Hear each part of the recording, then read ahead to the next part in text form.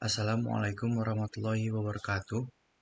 Perkenalkan, nama saya Muhammad Rafli Fadilah dengan NIM 8057 dari kelas 2B D4. Jadi kali ini saya akan menjelaskan tentang program yang telah kelompok saya buat. Jadi program atau aplikasi yang kita sudah buat itu adalah bernama Korpacet. Jadi Korpacet itu adalah aplikasi chatting sederhana berbasis Android untuk keperluan internal perusahaan. Jadi si manajer itu dapat membuat grup dan menambahkan staf atau anggota ke dalam grup tersebut. Terus setiap departemen itu atau project dapat membuat grup atau diskusi untuk antar anggotanya. Nah, si Korpacet itu dibangun dengan arsitektur microservice sederhana yang terbagi menjadi 3 service. Yang pertama itu service front end, itu merupakan aplikasi berbasis Android yang dapat digunakan user untuk melakukan chatting. Nah, service kedua itu yaitu user service, memberikan application programming interface atau API pada front end untuk berkomunikasi dan melakukan operasi, meliputi membuat grup, menambahkan anggota ke grup, dan pengelolaan user. Dan terakhir itu chat service yang digunakan untuk mengatur dan menyimpan pesan yang dikirim oleh user secara real time. Eh, jadi si aplikasi yang kita buat itu menggunakan 2 jenis DBMS. Pertama itu database relasional dengan MySQL untuk menyimpan informasi user dan grup. Kedua itu database NoSQL dengan Firebase untuk menyimpan pesan yang dikirim user. Selanjutnya itu ada message queue menggunakan RabbitMQ untuk mengantrikan pesan yang dikirim dari pengguna, kemudian dikelola dan disimpan ke Firebase.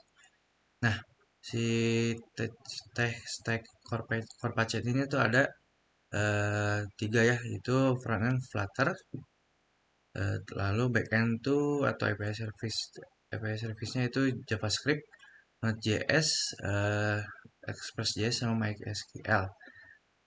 Lalu backend-nya itu chat service-nya JavaScript, Node.js, Express.js, RabbitMQ, dan Firebase. Nah, jadi kenapa sih kita menggunakan tech stack tersebut? Jadi itu alasannya itu kemudahan dan kecepatan pengembangan. Selain itu, RabbitMQ memudahkan juga untuk melakukan komunikasi antar service yang ada dengan message queuing. Alasan lain yaitu kemampuan SDM. Pada kelompok kami itu memiliki pemahaman cukup pada JavaScript dan ketertarikan dengan bahasa Dart dan framework Flutter. Nah, selanjutnya kita masuk ke demo program. Nah, jadi di demo program itu fitur pertama itu kita bisa login menggunakan email dan password. Nah, contohnya itu kita sekarang login menggunakan akun manager.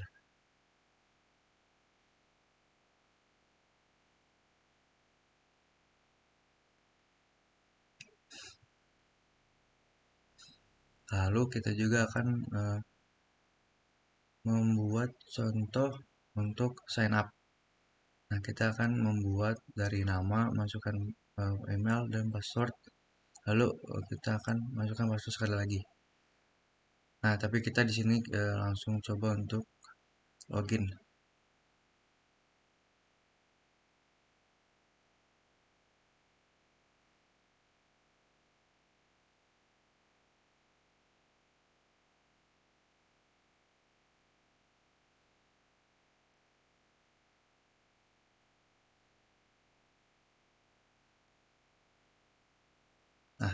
Nah, kita sudah login dan terdapat grup. Lalu kita bisa memeriksa profil kita sendiri dan role-nya itu sendiri dari akun yang kita punya. Nah, lalu kita akan coba mengirimkan pesan di grup.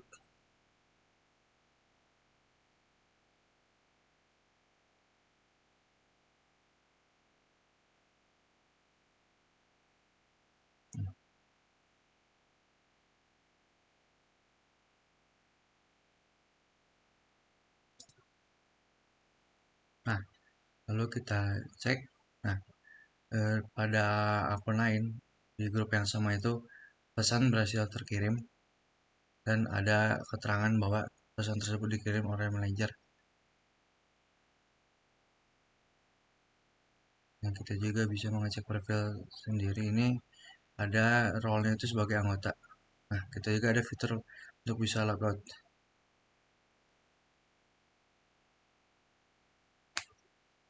Nah, ini untuk contoh sign up yang sudah tadi saya sebutkan. Ini kita coba untuk memasukkan nama, kemudian email, dan kita akan memasukkan password.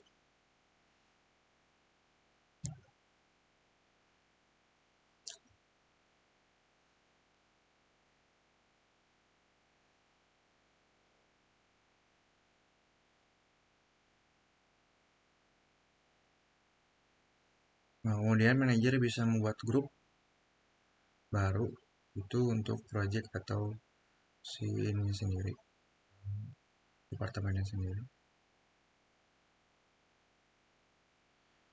Misalkan di sini namanya grup baru gitu ya.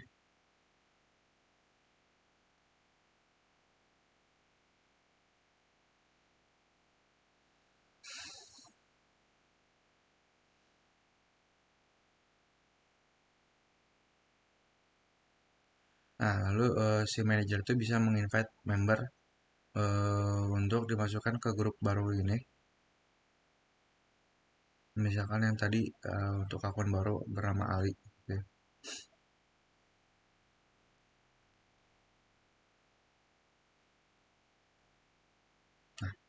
Nah, ini telah ada. Nah, ini kita contohnya untuk mengkick juga ya si anggota dari grup.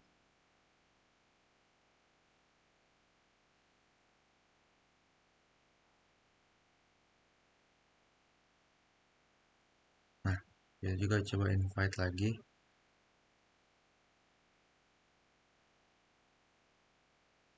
Hmm, Lalu kita login menggunakan akun yang tadi sudah di-invite ke dalam grup baru untuk mengetes apakah dia berhasil masuk grup atau tidak.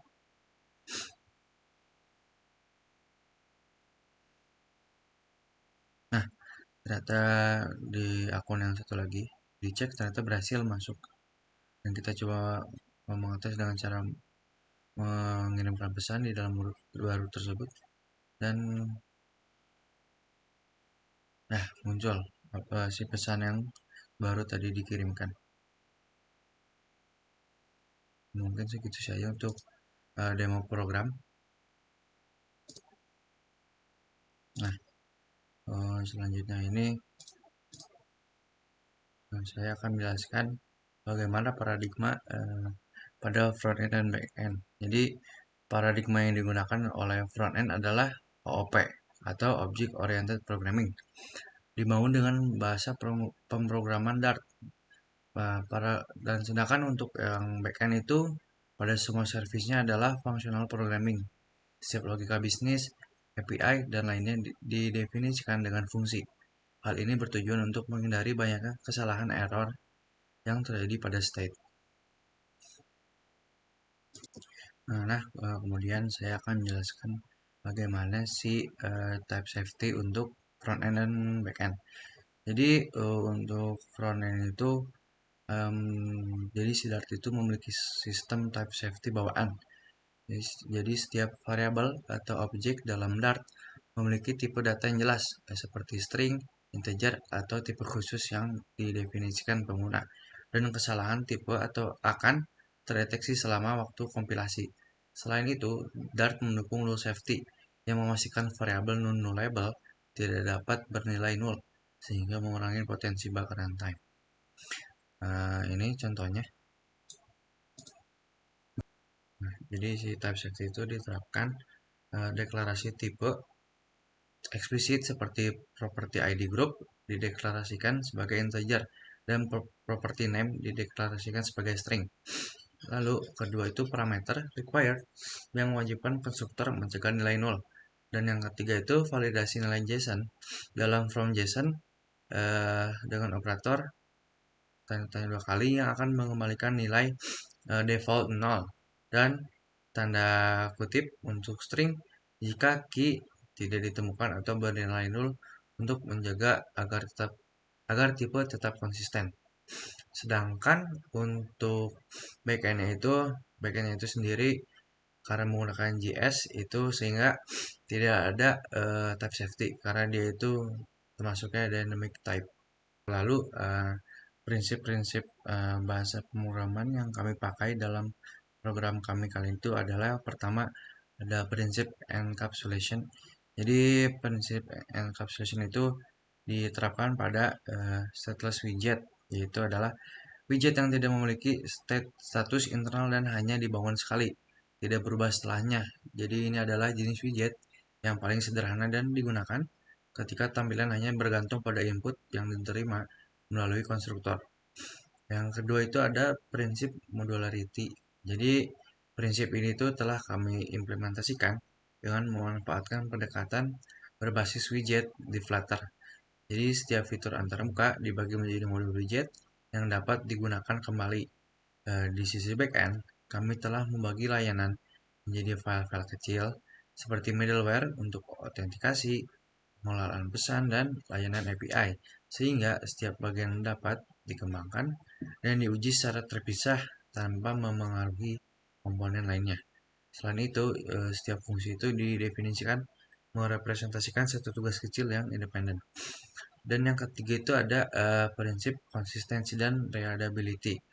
Jadi kami mengimplementasikan itu melalui penerapan pola struktur kode yang seragam di frontend dan backend. Di Flutter itu sendiri, kami menggunakan arsitektur berbasis state management yang konsisten sehingga kode lebih terorganisir. Dan di sisi backend, kami mengikuti pola MVC atau model view controller untuk memastikan alur kode jelas. Pendekatan ini meningkatkan kolaborasi antar tim karena semua anggota dapat memahami alur dan logika dengan mudah. Dan konsistensi dalam kode itu berarti menggunakan pola dan konvensi yang sama di seluruh kode base. Ini membantu agar para pengembang lain memahami dan memelihara kode dengan lebih mudah.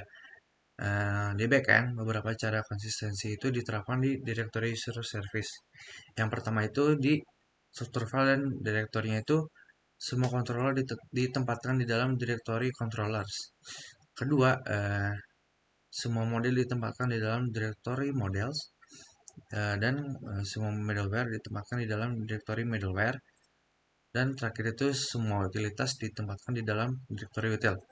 Dan yang selanjutnya itu penamaan konvensinya itu untuk nama file dan directory itu menggunakan huruf kecil dan dipisahkan dengan tanda hubung, misalkan dengan user strip model.js atau out strip controller.js.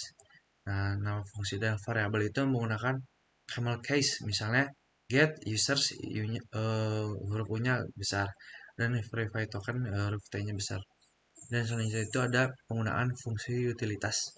Jadi fungsi utilitas seperti response di Corpa Response.js digunakan secara konsisten di seluruh controller untuk mengirim respon HTTP. Lalu yang selanjutnya itu ada struktur fungsi controller. Jadi setiap fungsi controller itu mengikuti pola yang sama.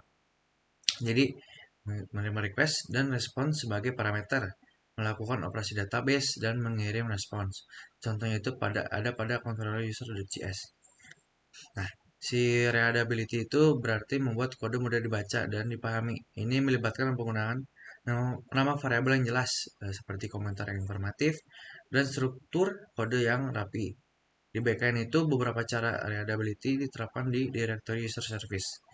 Yang pertama itu ada nama variabel dan fungsi yang jelas. Jadi nama variabel dan fungsi ini menggambarkan tujuan dan fungsinya dengan jelas. Yang kedua itu komentar yang informatif. Jadi komentar itu digunakan untuk menjelaskan bagian kode yang kompleks atau penting. Yang ketiga itu struktur kode yang rapi. Nah, kode diatur dengan baik dengan indentasi yang konsisten dan pemisahan logika yang jelas. Yang keempat itu penggunaan middleware. Jadi middleware ini digunakan untuk memisahkan logika validasi dan autentikasi dari logika bisnis utama. Dan itu contoh middleware itu ada pada verify token.js. Yang keempat, selanjutnya itu ada prinsip abstraksi. Jadi prinsip ini diterapkan melalui penyembunyian detail kompleks backend menggunakan API endpoint yang dirancang secara jelas dan spesifik di Flutter. Kami membungkus interaksi dengan API dalam kelas-kelas layanan, sehingga komponen antarmuka tidak perlu mengetahui detail teknis pengambilan data. Hal ini memudahkan pengembangan dan fleksibilitas sistem, terutama saat ada perubahan pada implementasi backend. Prinsip abstraksi pada backend banyak diimplementasikan di router, di mana setiap path yang didefinisikan terasosiasi dengan fungsi yang menjalankan logika prosesnya, sehingga tidak ada logika yang didefinisikan di router. Dan yang kelima itu ada prinsip kesalahan atau error handling. Nah, kita itu menggunakan struktur block trackage finally. Jadi block trackage ini digunakan untuk menangkap dan menangani kesalahan yang mungkin terjadi selama eksekusi fungsi. Di directory out itu untuk login, block try diterapkan untuk validasi input, mencari user berdasarkan email dan memverifikasi password. Jika semua langkah berhasil, maka akan mengirimkan respon sukses dengan status kode 200 oke dan data token. Jika terjadi kesalahan selama eksekusi block try, block catch akan menangkap kesalahan tersebut. Kode di bawah merupakan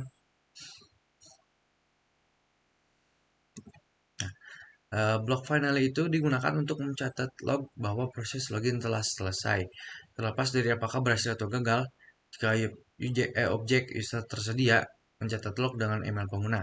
Jika tidak mencatat log, bahwa upaya login gagal itu sebelum pengembalian user.